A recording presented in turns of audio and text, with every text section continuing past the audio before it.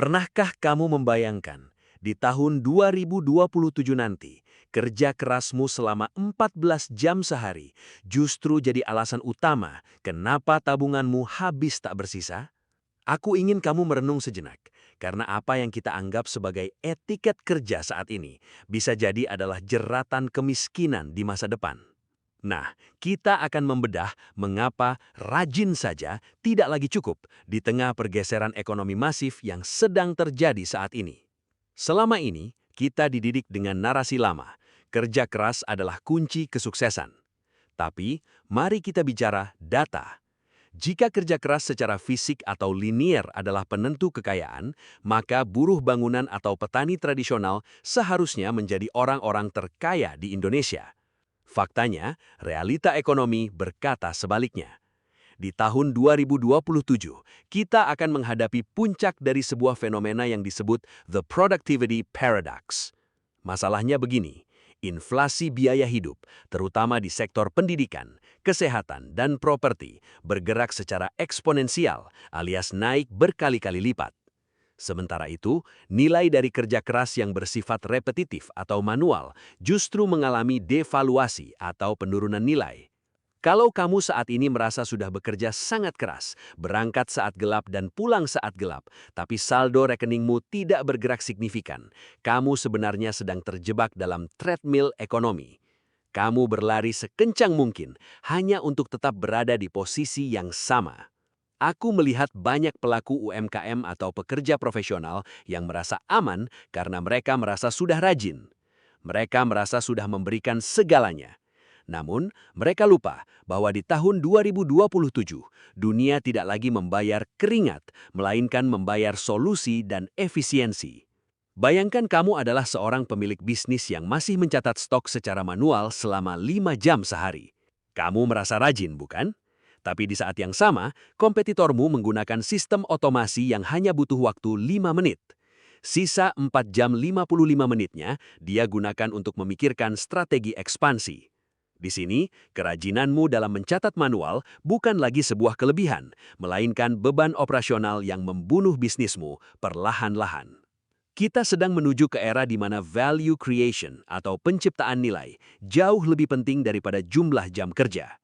Kenapa tahun 2027 menjadi titik kritis? Karena di tahun itu, integrasi teknologi seperti AI dan sistem otomasi di level global akan mencapai titik matang. Pekerjaan yang mengandalkan kerajinan tanpa inovasi akan dihargai sangat murah karena mesin bisa melakukannya 24 jam tanpa lelah dan tanpa upah minimum. Jadi, kalau kamu masih bangga dengan jam lemburmu tanpa memikirkan bagaimana cara kerja yang lebih cerdas, kamu sebenarnya sedang menabung untuk kemiskinanmu sendiri. Kamu menghabiskan aset paling berhargamu, yaitu waktu, untuk sesuatu yang nilainya terus menyusut.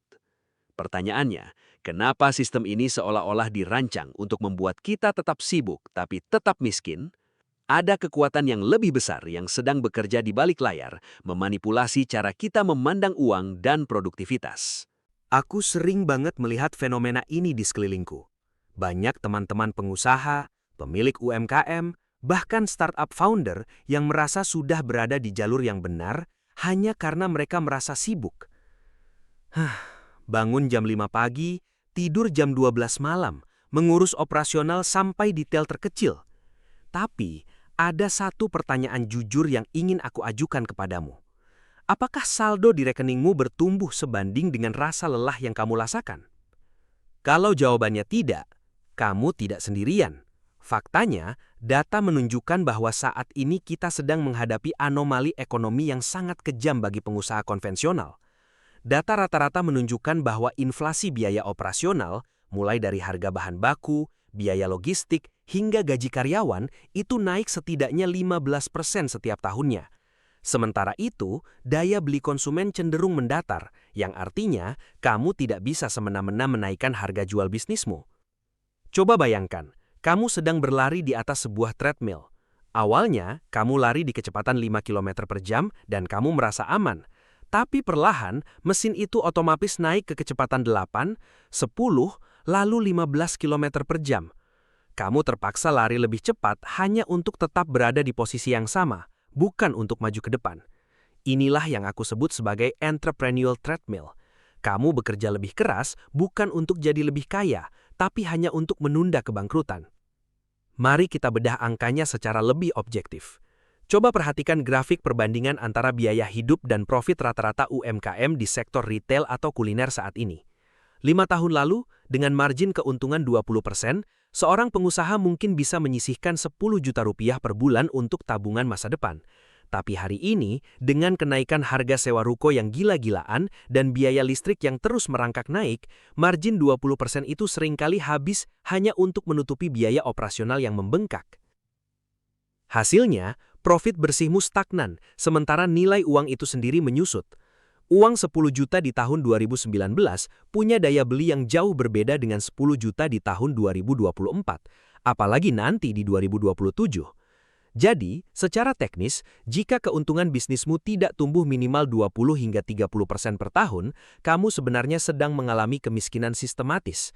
Kamu bekerja keras untuk membayar tagihan orang lain, pemilik ruko, perusahaan listrik, dan supplier.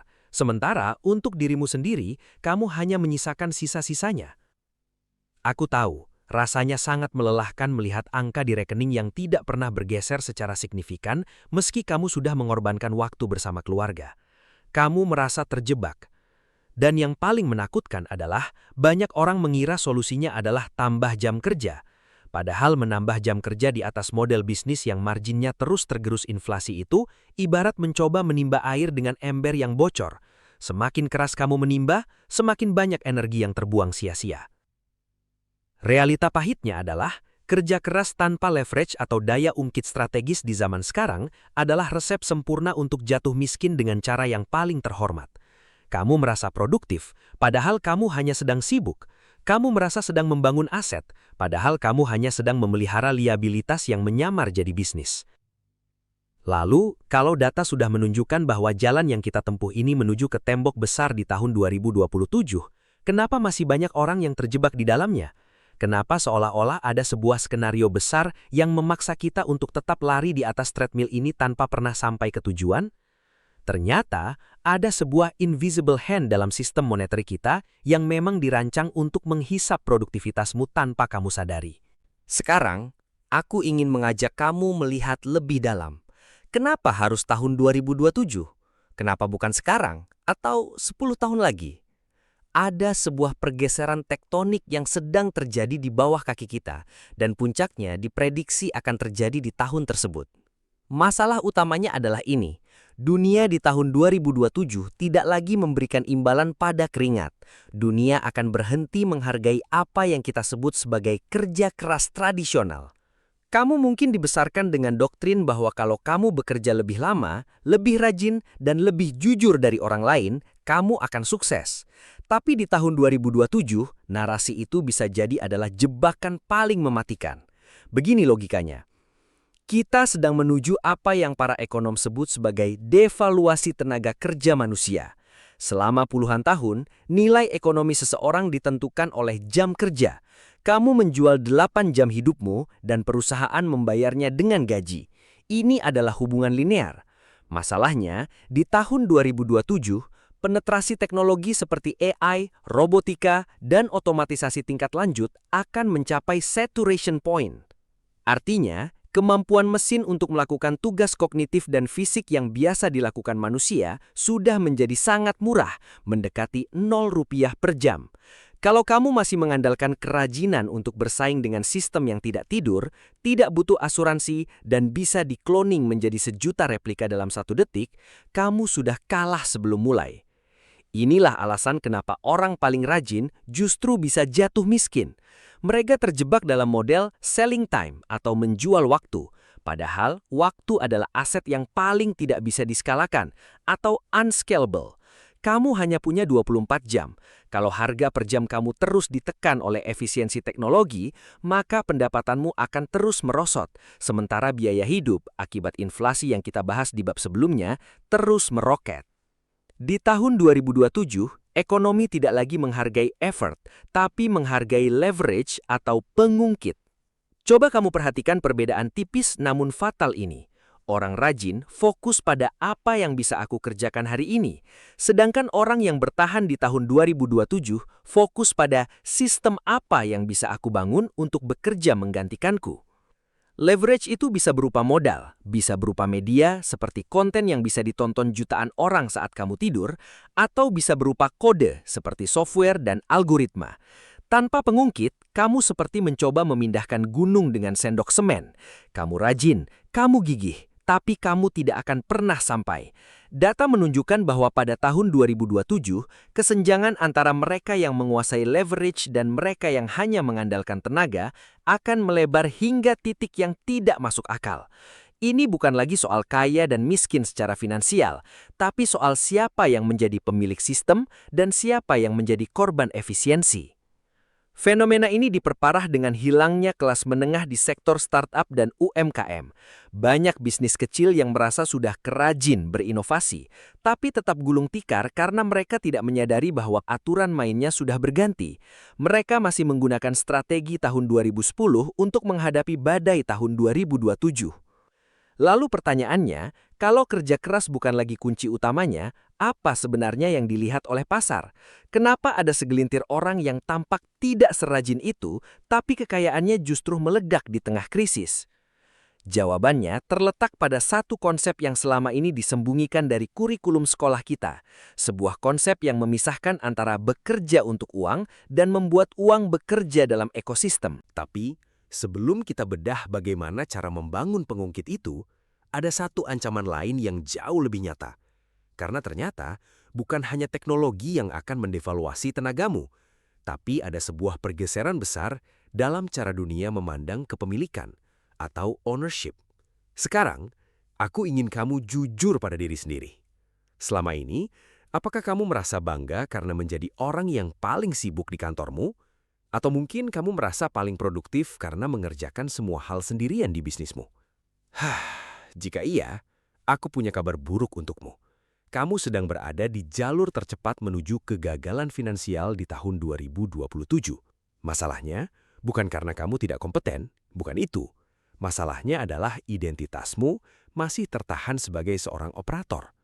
Dalam dunia bisnis dan profesional, ada perbedaan jurang yang sangat dalam antara menjadi seorang operator dan menjadi seorang strategis, atau yang aku sebut sebagai sistem arsitek. Disinilah letak anomali kenapa orang paling rajin justru jatuh miskin. Seorang operator itu fokusnya adalah how to do. Nah, kamu pasti sering bertanya, gimana cara aku menyelesaikan desain ini? Gimana cara aku membalas chat customer ini? Atau gimana cara aku menginput data ini ke spreadsheet? Kamu menggunakan tenaga, waktu, dan kapasitas otakmu sebagai unit produksi utama. Masalahnya, kapasitas manusia itu terbatas. Kamu hanya punya 24 jam. Kamu punya titik lelah. Sedangkan di tahun 2027, persaingan bukan lagi soal siapa yang paling rajin, tapi siapa yang punya sistem paling efisien. Mari kita bedah secara matematis. Bayangkan kamu adalah seorang pemilik UMKM atau content creator. Sebagai operator, kamu menghabiskan 8 jam sehari untuk produksi manual. Outputmu adalah 1 unit kerja. Kalau kamu ingin 2 unit kerja, artinya kamu harus bekerja 16 jam. Gak masuk akal kan? Sebaliknya, seorang sistem arsitek tidak bertanya gimana cara aku melakukan ini. Pertanyaan mereka adalah gimana sistem ini bisa berjalan tanpa aku. Fokusnya bukan lagi pada execution, tapi pada leverage. Di era sekarang, leverage terbesar adalah teknologi AI dan otomasi. Kalau kamu seorang strategis, kamu akan menginvestasikan waktu 10 jam di awal untuk membangun workflow menggunakan AI. Misalnya menggunakan ChatGPT untuk riset, Zapier untuk otomasi data, atau Midjourney untuk aset visual. Begitu sistem ini jadi, ia akan bekerja 24 jam sehari, 7 hari seminggu, dengan biaya hampir nol dan kecepatan yang 100 kali lipat dari tenaga manusia. Inilah perbedaannya. Operator bekerja keras untuk menggantikan waktu menjadi uang, sedangkan sistem arsitek bekerja cerdas untuk menggantikan tugas manualnya dengan teknologi, sehingga 80% pekerjaannya diurus oleh mesin. Aku melihat banyak sekali pengusaha muda yang terjebak di zona operator. Mereka merasa aman karena merasa sibuk, padahal kesibukan itu hanyalah bentuk lain dari kemalasan berpikir strategis. Kamu malas membangun sistem, jadi kamu memilih untuk mengerjakan semuanya sendiri karena terasa lebih mudah di awal.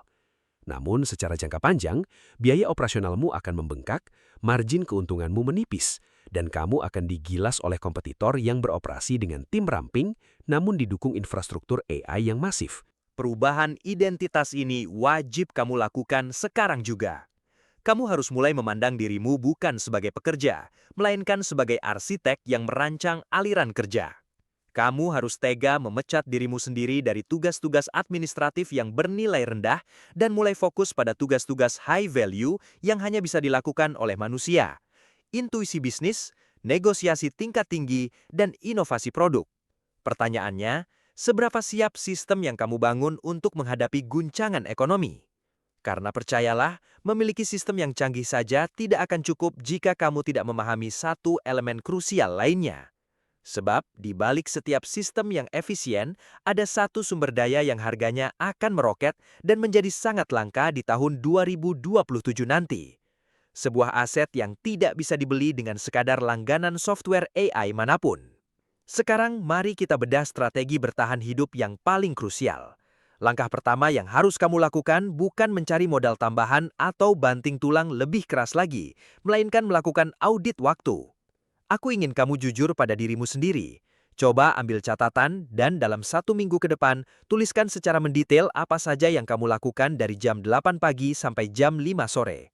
Kamu akan terkejut melihat betapa banyak waktu yang terbuang untuk hal-hal repetitif yang sebenarnya tidak menghasilkan uang secara langsung, seperti menjawab chat pelanggan yang itu-itu saja, membuat caption media sosial selama berjam-jam, atau merekap laporan keuangan secara manual. Di tahun 2027, melakukan semua ini sendirian bukan lagi tanda kamu rajin. Itu adalah tanda bahwa bisnismu sedang menuju lubang kebangkrutan. Kenapa? Karena kompetitormu sudah menggunakan sistem yang bekerja 24 jam tanpa lelah. Inilah saatnya kamu melakukan delegasi, bukan kepada manusia yang biayanya makin mahal, tapi kepada sistem dan AI. Aku sudah mengkurasi daftar tools AI spesifik yang bisa menyelamatkan UMKM kamu dan menghemat hingga 40 jam per minggu. Bayangkan, itu setara dengan 1 minggu kerja penuh yang bisa kamu pakai untuk memikirkan strategi besar, bukan sekedar urusan operasional remeh-temeh. Pertama, untuk urusan komunikasi pelanggan, berhentilah membalas DM atau WhatsApp secara manual. Gunakan ManyChat yang diintegrasikan dengan ChatGPT API. Sistem ini bisa menjawab pertanyaan detail, menangani komplain, hingga mengarahkan pelanggan ke link pembelian dengan gaya bahasa yang natural, seolah-olah itu adalah kamu sendiri. Kedua, urusan konten dan pemasaran. Kalau dulu kamu butuh waktu seharian untuk riset tren, sekarang gunakan Perplexity AI untuk riset pasar secara real-time, lalu gunakan Copy.ai atau Jasper untuk memproduksi puluhan draft konten dalam hitungan menit. Untuk visual, Canva Magic Studio atau Midjourney sudah lebih dari cukup untuk membuat desain kelas dunia tanpa perlu menyewa desainer mahal. Ketiga, soal efisiensi alur kerja. Gunakan Zapier atau Make.com. Ini adalah lem yang menyatukan semua aplikasi kamu. Begitu ada pesanan masuk, sistem secara otomatis mencatatnya di Google Sheets, mengirimkan invoice dan memberi notifikasi ke tim pengiriman. Semuanya terjadi tanpa kamu perlu menyentuh keyboard sedikit pun. Menggunakan AI bukan lagi sekedar gaya-gayaan. Di tengah tekanan ekonomi tahun 2027 nanti, efisiensi adalah syarat mutlak untuk bertahan hidup. Kalau kamu masih bersikeras melakukan semuanya secara manual dengan alasan menjaga kualitas, kamu sebenarnya sedang membunuh bisnismu sendiri, karena biaya operasionalmu jauh lebih tinggi daripada margin keuntungan yang makin tipis. Dengan menghemat 40 jam seminggu, kamu akhirnya punya ruang bernapas untuk fokus pada hal yang tidak bisa dilakukan oleh mesin. Tapi ingat, audit waktu dan otomatisasi hanyalah fondasi awal. Setelah sistemmu berjalan otomatis, tantangan berikutnya muncul. Bagaimana kamu mengelola arus kas agar tidak habis ditelan inflasi? Sebab, strategi secanggih apapun akan percuma jika kamu salah menempatkan bahan bakar utamanya, yang akan kita bedah secara mendalam di strategi kedua berikut ini. Sekarang, kita masuk ke strategi kedua yang mungkin terdengar tidak lazim bagi sebagian pengusaha konvensional, tapi akan jadi penentu hidup matinya bisnis kamu di tahun 2027. Aku ingin kamu mulai menerapkan aturan ini. Alokasikan 30% dari keuntungan bersih kamu bukan untuk menambah stok barang atau sekedar mempercantik toko, melainkan untuk membangun intellectual capital atau modal intelektual. Di dunia bisnis lama, kita sering terjebak pola pikir kalau pertumbuhan itu harus menambah aset fisik. Kalau untung, beli mesin baru. Kalau untung, sewa ruko lebih besar. Tapi, aku harus jujur sama kamu. Di tahun 2027, aset fisik tanpa didasari data yang kuat justru bisa jadi beban yang menenggelamkanmu. Barang fisik itu komoditas. Artinya, teknologi manufaktur dan distribusi makin efisien. Jadi siapapun bisa bikin produk serupa dengan harga yang terus merosot. Kalau kamu cuma bersaing di level fisik, kamu bakal terjebak di perang harga yang mematikan. Emas yang sebenarnya di masa depan itu adalah data dan strategi. Itu alasan kenapa 30% keuntunganmu harus dialokasikan untuk riset pasar yang mendalam. Aku nggak bicara soal riset formal ala konsultan raksasa yang biayanya miliaran. Aku bicara tentang metode riset yang praktis tapi tajam. Pertama, lakukan apa yang aku sebut micro-testing. Alih-alih buang modal besar untuk produksi satu varian baru, pakai sebagian kecil dana risetmu untuk tes minat secara digital. Pakai iklan media sosial dengan anggaran rendah cuma untuk lihat click-through rate atau minat audiens terhadap sebuah konsep. Kalau datanya menunjukkan respons negatif, selamat. Kamu baru saja menyelamatkan 70% modalmu dari potensi kerugian stok yang tidak laku. Kedua, investasikan pada sistem feedback loop yang organik. Aku saranin, kamu mulai kumpulkan data perilaku pelangganmu sendiri. Jangan cuma bergantung pada data umum platform. Kamu harus tahu spesifik, kenapa mereka berhenti beli. Apakah karena harga terlalu mahal atau kebutuhan mereka sudah bergeser? Di tahun 2027, saat daya beli tertekan, perilaku konsumsi akan berubah drastis dari keinginan menjadi kebutuhan mendasar yang lebih spesifik. Tanpa riset, kamu akan tetap mencoba menjual keinginan di saat orang-orang hanya mampu membeli kebutuhan. Contohnya, kalau kamu di bisnis kuliner, riset pasar sederhana akan kasih tahu kamu bahwa di masa krisis, orang mungkin mengurangi makan di luar, tapi mereka cari paket makanan keluarga yang bisa dikonsumsi di rumah dengan harga lebih hemat. Pergeseran strategi kecil yang didasari data ini adalah perbedaan antara toko yang sepi dengan bisnis yang tetap relevan meski ekonomi sedang sulit. Investasi pada intellectual capital artinya kamu membayar untuk kepastian. Kamu membayar agar tidak salah langkah. Di saat kompetitormu sibuk menumpuk barang yang mungkin tidak laku, kamu justru sibuk memahami psikologi pasar. Strategi ini bikin bisnismu jauh lebih lincah dan adaptif. Namun, punya data yang akurat cuma satu sisi dari koin. Ada tantangan lain yang jauh lebih teknis namun mematikan kalau diabaikan. Karena setelah kamu tahu apa yang harus dijual, tantangan berikutnya adalah di mana kamu menyimpan dan bagaimana kamu mengamankan nilai dari keuntungan yang sudah kamu dapatkan itu. Sebab, di tahun 2027, menyimpan uang dalam bentuk kas tradisional bisa jadi cara tercepat untuk kehilangan kekayaanmu secara perlahan. Ada ancaman sistemis yang sering kali tidak disadari pengusaha sampai semuanya sudah terlambat, yang akan kita bedah di bagian krusial selanjutnya. Strategi ketiga ini seringkali menjadi pembeda antara bisnis yang hanya sekedar numpang lewat dengan bisnis yang akan tetap berdiri tegak saat badai ekonomi menerjang. Aku menyebutnya sebagai membangun benteng cash buffer. Di dunia startup atau UMKM, kita seringkali terlalu fokus pada growth atau pertumbuhan. Kita ingin omset naik 2 kali lipat. Kita ingin buka cabang baru atau menambah stok barang sebanyak-banyaknya. Tapi aku ingin kamu menyadari satu kenyataan pahit.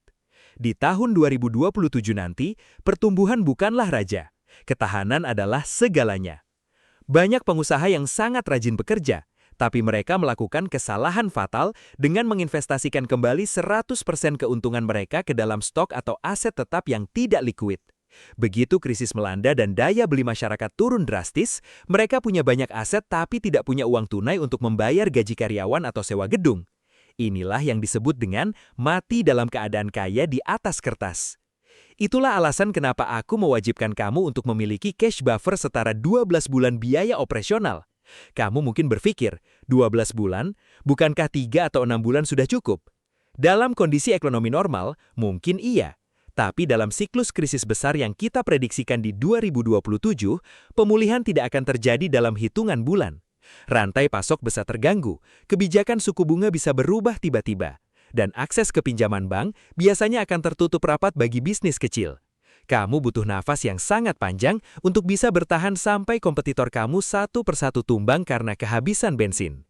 Mari kita masuk ke simulasi perhitungannya, agar kamu punya gambaran konkret.